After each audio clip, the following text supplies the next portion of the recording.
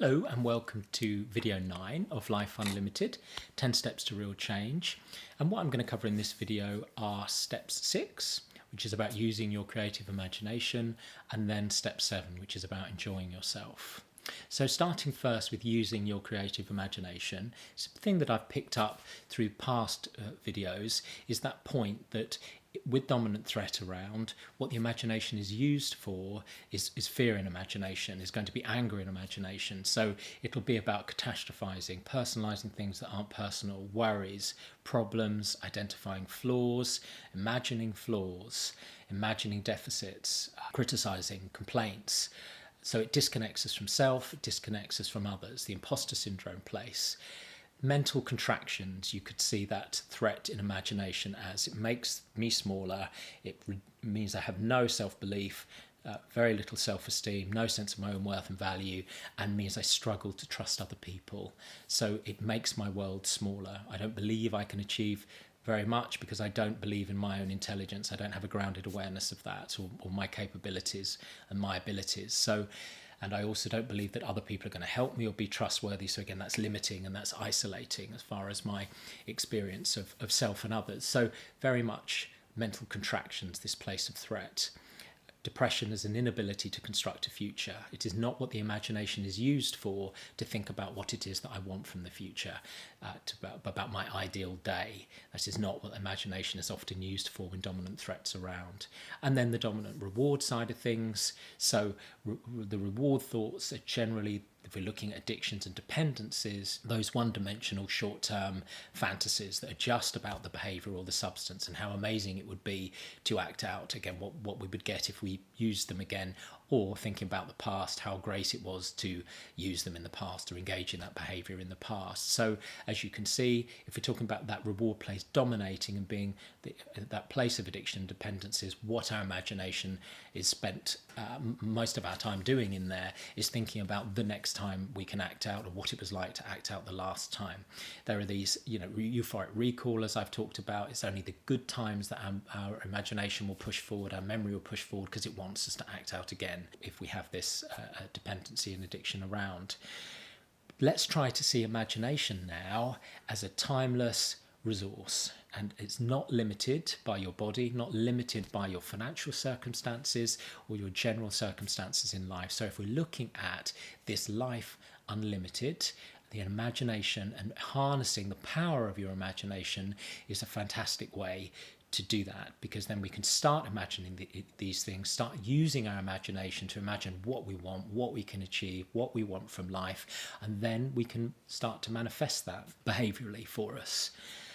Creative behaviours and creative imagination, I've talked in the past about creative behaviours, so things that we can do to put things together, to build, photography, art, cooking, gardening, those kind of things, and the importance of them in being mindful, in being present moment awareness, in being looking at something which reflects back our competency and our ability to put things together in life and to build things. So those are the behaviours. But what I'm focusing on in this video is using our imagination here. So is how we're going to create in imagination. Of course, that can then turn into a behaviour. So we can imagine a piece of art or a photograph that we're going to create and then go ahead and do that. But I'm specifically spending some time here talking about how we can bring connection, thoughts and feelings into life just by using our imagination. So we don't actually have to do anything behaviourally. It's just using our imagination, which is always accessible to us, to help ourselves to be in this calm and alive place, to help ourselves to feel good. So you can change your world by how you imagine it. Talked about the self-fulfilling prophecies, so that if I believe I'm unlikable, if that's what I imagine, if I believe and imagine that when I catastrophize, if I have this social anxiety and imagine myself going into a social environment and being disliked, that's what fear will do in my imagination. If I hold that in mind, I will feel anxious going into that social situation. I will therefore be disconnected. I will look cold. I won't be warm. People will look at me and think, why is it that he's not comfortable? And then their own fear part might say, well, he probably doesn't like me. So they might become disconnected. And then I get my view of other people as being, and myself as being unlikable, and other people as not being trustworthy or warm, I get that reinforced in that situation. So it's that self-fulfilling prophecy of that dominant threat place. And then we have confirmation biases, as I say, which means that if we've got a distressing story that I'm unlikable, I will only select that information from the environment that fits with that story, and I will confirm that story. So all of this working towards and for really keeping this dominant threat place, this fear in imagination, this anger in imagination, this hopeless and helpless in imagination, keeping that in place. And what we're doing now is introducing some new ways of using our imagination to add on to that. You know, these parts are going to push forward, they've been there for a long time, but what we want now is to focus on alternatives and focus on a preferred way of using our imagination here. So we're going to try to use our imagination to create images, fantasies and scenarios that produce an enhanced connection. That's always the case if we're talking about the body, if we're talking about feelings and thoughts, always focusing on how we're going to use those parts of ourselves to enhance connection with self and other people, whilst also getting the value from threat where necessary and reward where necessary. So in this situation, I'm specifically focusing on imagination here and how we're going to use our imagination to do that. There is a structured way just to start with, which is a vision board. And you may have heard of a vision board before. What that involves is getting some magazines and going through them and cutting out any images, photographs, quotes that seem to resonate with you. So what things that inspire you and motivate you, whether that's around relationships, career, personal relationships, what you want from the future, whatever that might be, just images that you enjoy. And what we're doing here is bringing forward that part of you which is moving your attention to things that you want, which is moving your attention to things that you find beautiful, that you find inspiring, and also for what you want from the future. Allow at least an hour. There aren't any right or wrong boards. You know that threat will come forward possibly and say, well, you're doing it wrong, it's not good enough. But just try and carry on despite that, because whatever you give your attention to grows. And if what you're giving your attention to is things that you find appealing and attractive and inspiring, and things that you can achieve in life, generally that is what will grow as far as your attention. Notice when you're looking at these things, as with anything that's happening in your life, what's happening internally. So when you go through a magazine and choose those things that inspire and motivate you, some of them may be similar to another person, but your vision board is going to be different to every other person in the world probably. So it's showing you your uniqueness. It's showing you that you can look at something and have a feeling that that's something that you want. And that's something that draws you. So it's really reflecting back your uniqueness. It's reflecting back your personality. It's reflecting back to you the things that you can be inspired, that you can love, that you can connect with experiences, with people, and reflecting that back to you on a board. So it's a really good way of putting more attention, encouraging more pathways that are about connection with self and others. Next is having an idea of what your ideal day would look like.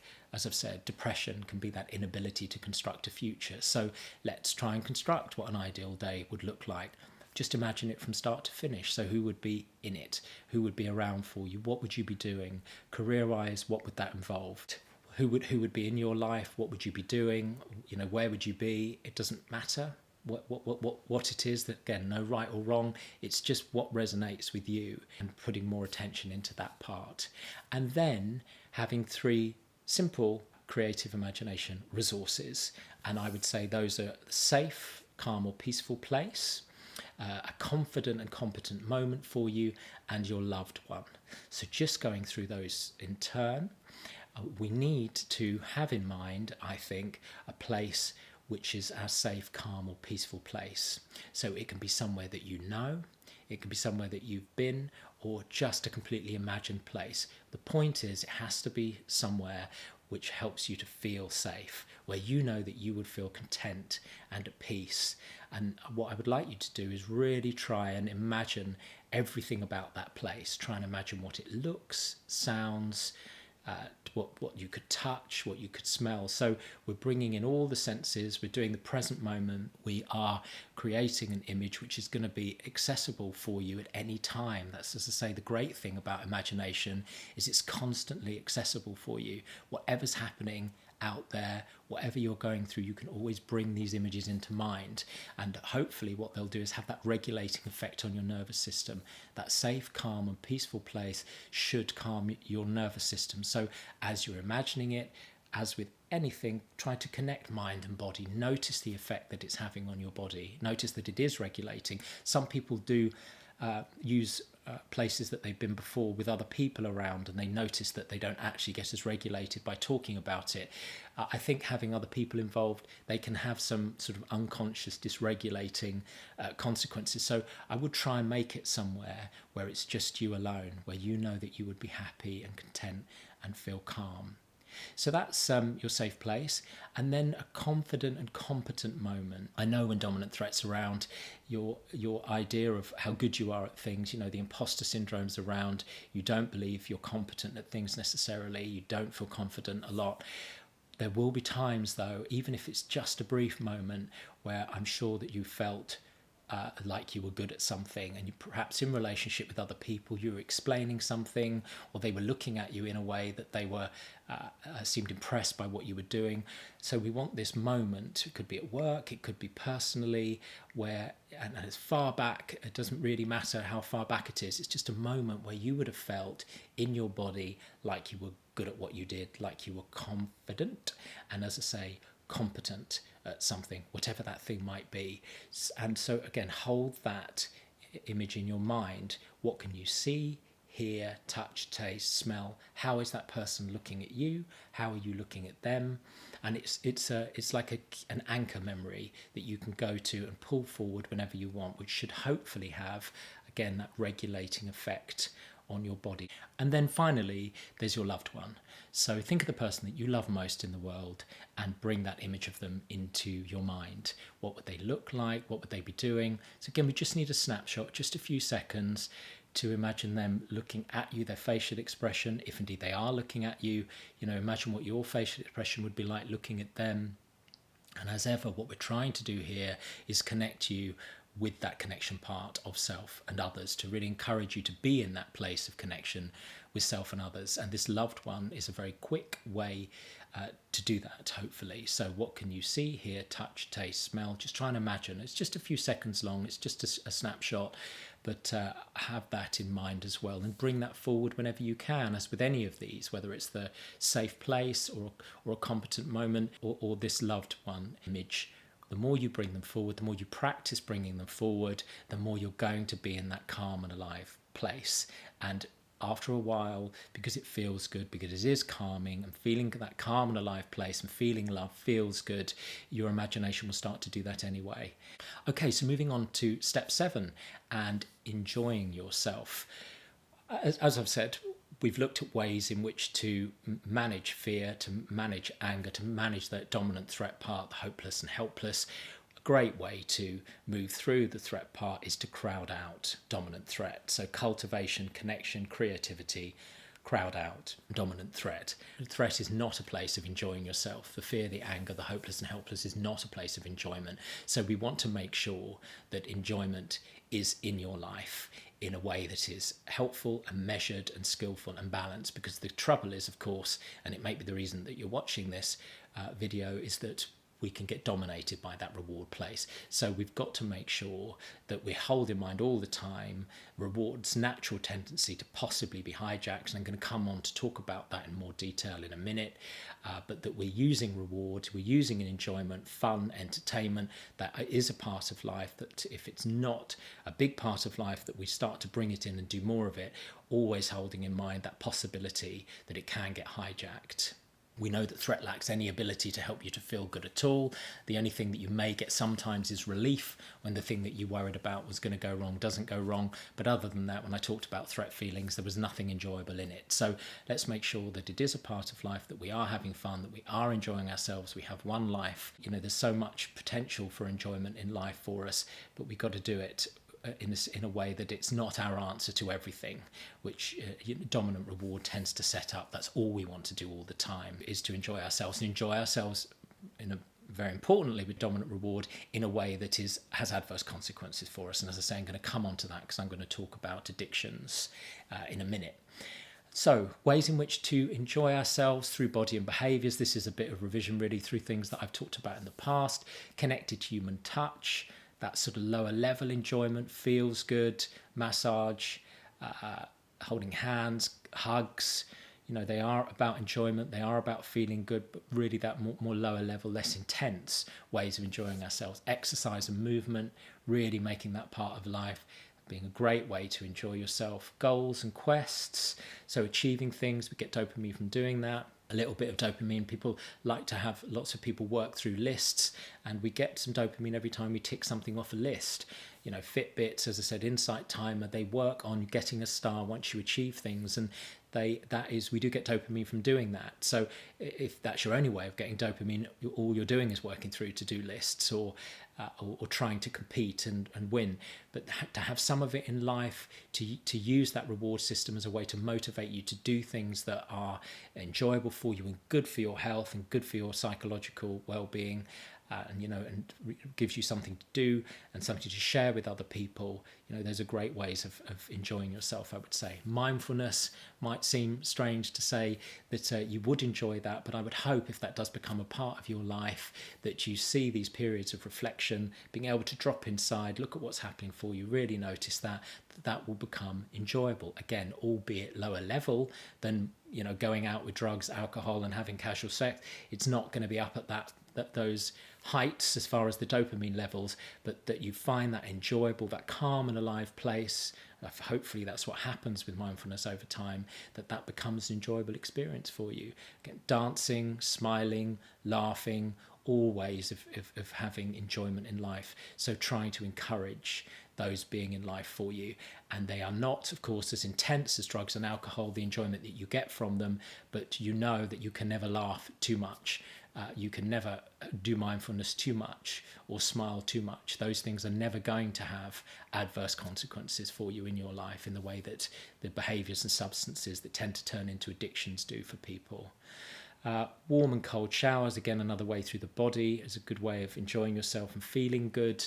And then activities with others, activities with other people that you love. I know I've talked about all of these in the past, but just to bring them back in again here, because as I say, we're looking at that part, that enjoyment, that fun, that reward plays in your life. So keep a list of where they are at the moment. We're making things conscious here. So what is on your list at the moment? For a lot of us, it might be alcohol, chocolate, food, exercise. Let's have a look at what's on there and make sure that it is balanced for you. I'm going to talk about balancing enjoyment through relaxation, also with those more intense kind of social experiences with alcohol and clubs and whatever that might be. So let's look at having a range of ways of enjoying ourselves, the more lower level ones, and also there's obviously space. I don't tell people what they should enjoy or not, but there will be space for perhaps the more intense, higher level enjoyment as well. We know that dominant threat, if we're talking about trying to enjoy ourselves through new experiences and meeting new people, that threat place will avoid doing that. Its main behaviour is avoidance. It will say that people are dangerous, I'm not going to be good at it, they're not going to like me. So just to repeat again here, and I know I've said it in the past, but feeling the fear and doing it anyway is an important thing to hold in mind if we're trying to bring new things in life, add new things to that list of enjoyment.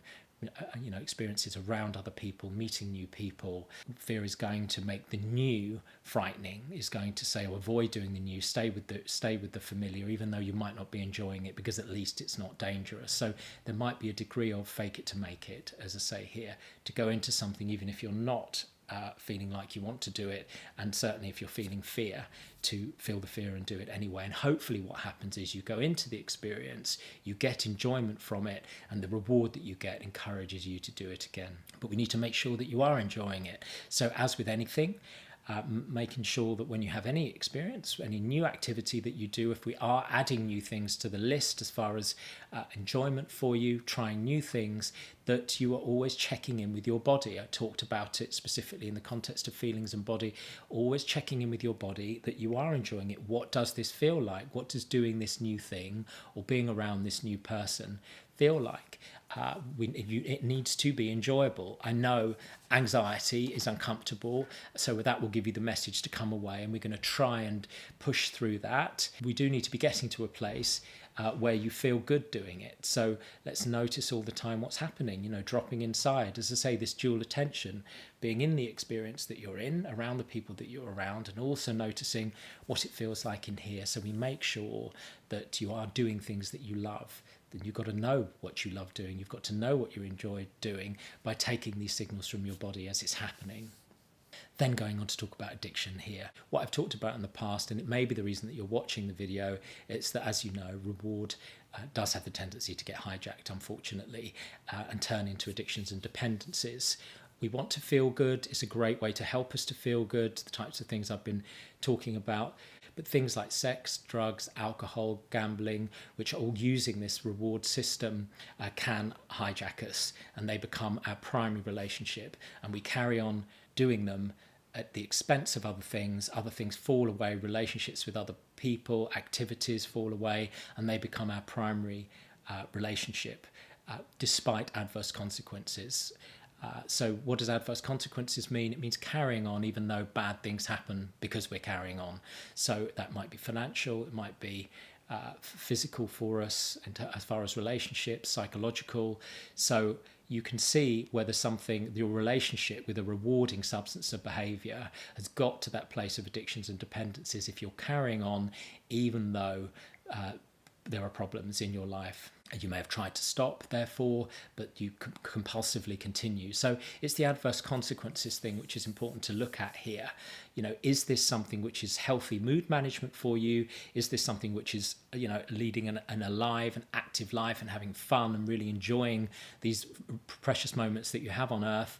Or has this been hijacked, that reward system, by something which is unhealthy for you and that you're carrying on despite that? I've mentioned it before, but we have a tendency, our brain, because it wants us to do the rewarding stuff, it wants us to carry on and have the fun and intensity and enjoyment, it will do the euphoric recall. So it will only push forward those good memories of things, those great fantasies, to encourage us to do it again. So that's the reason I talk about focusing on adverse consequences. So if you think about whatever the behavior or substance is and you want to work out whether there is something which could be problematic about it, try and hold in mind whether it's had consequences for you or is having that at the moment, which are actually problematic. So do a sort of inventory, try and make it conscious, because our brains will be wanting us to do it again often, so it won't actively do that and deliberately do that for us. So think about whether you have carried on despite adverse consequences, whether there have been financial problems because of it, whether it has caused problems in relationship, whether it is damaging your physical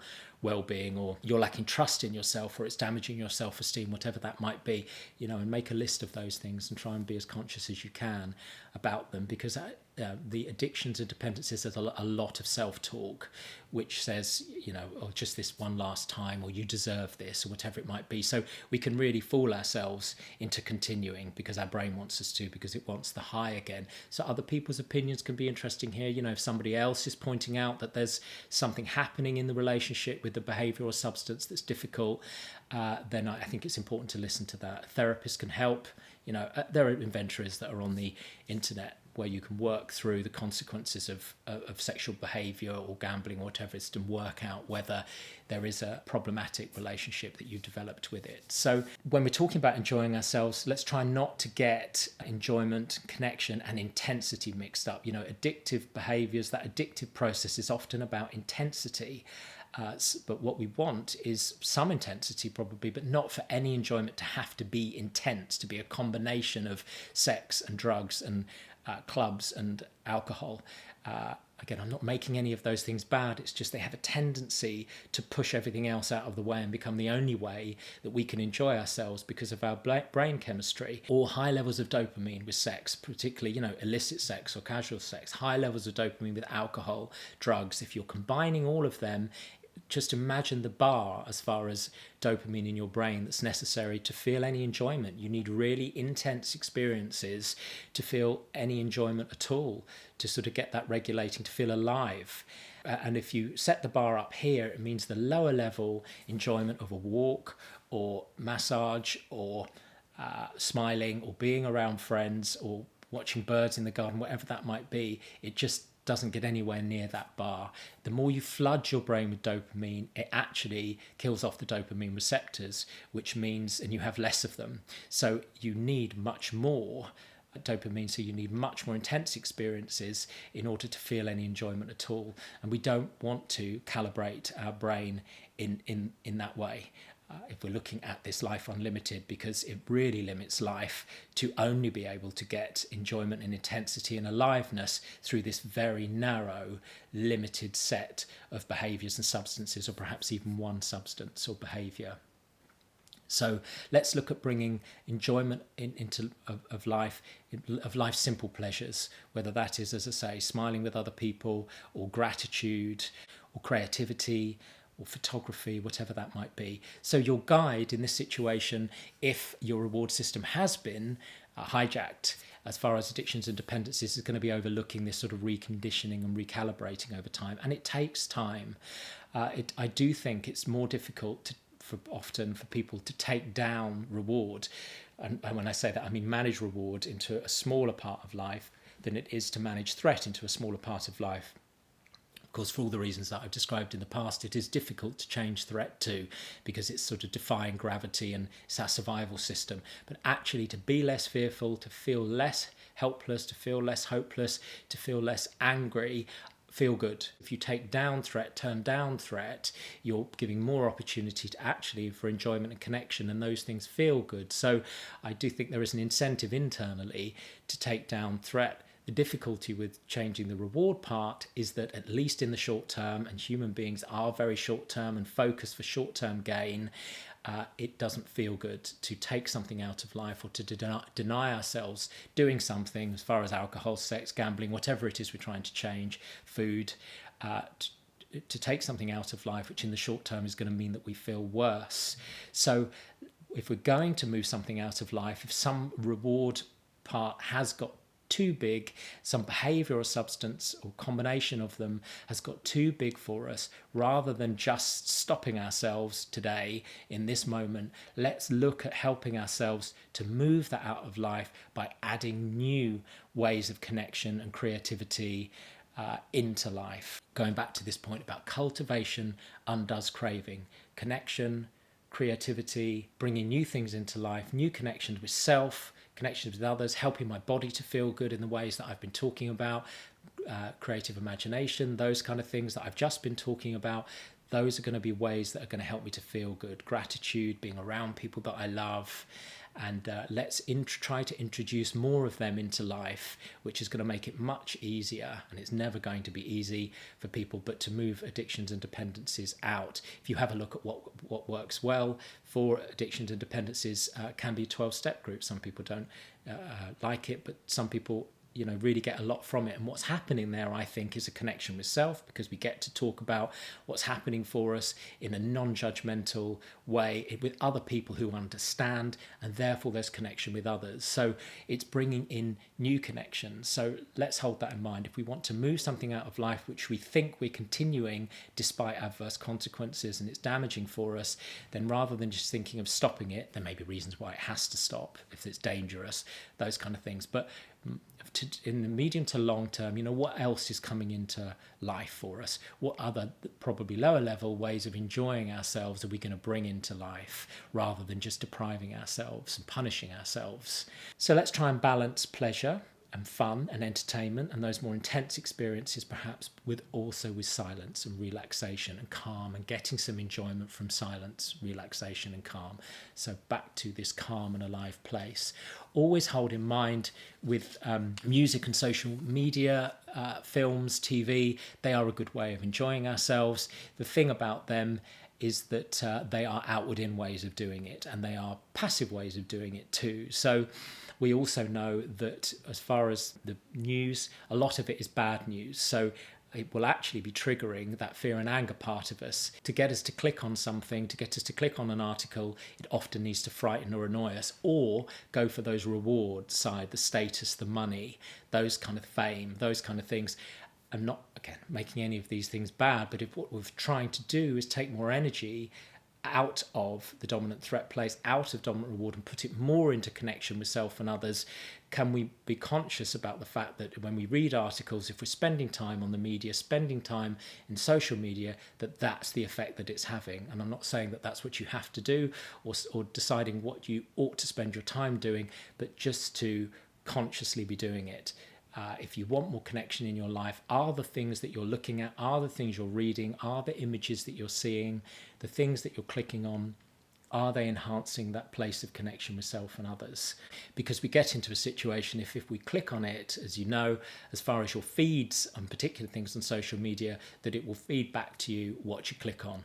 So there's this filter bubble effect. So if you are looking for those things that are about status, money, reward, physical appearance, but you want to try and take them down because you're not feeling good looking at them, the trouble is when you do click on them, that's what your feed gives back to you. So it's a bounce, and therefore you think that that's the most what everybody else is looking at, and it's something that's very important, and it enhances the importance, and there's a bounce backwards and forwards between, you know, the dominant reward place in here and what you're seeing on your screen. So what I'm saying is I just try to be really conscious, I think, about what this screen is doing, about what the effect music is having. If you want music, television, films to enhance that place of connection with self and others, to help you feel good, feel in that calm and alive place, is that actually the effect that it's having on your nervous system? Is that the effect that it's having on your body? Also, the media, as I say, it's an outward in place. Social media is an outward in way of shifting your state.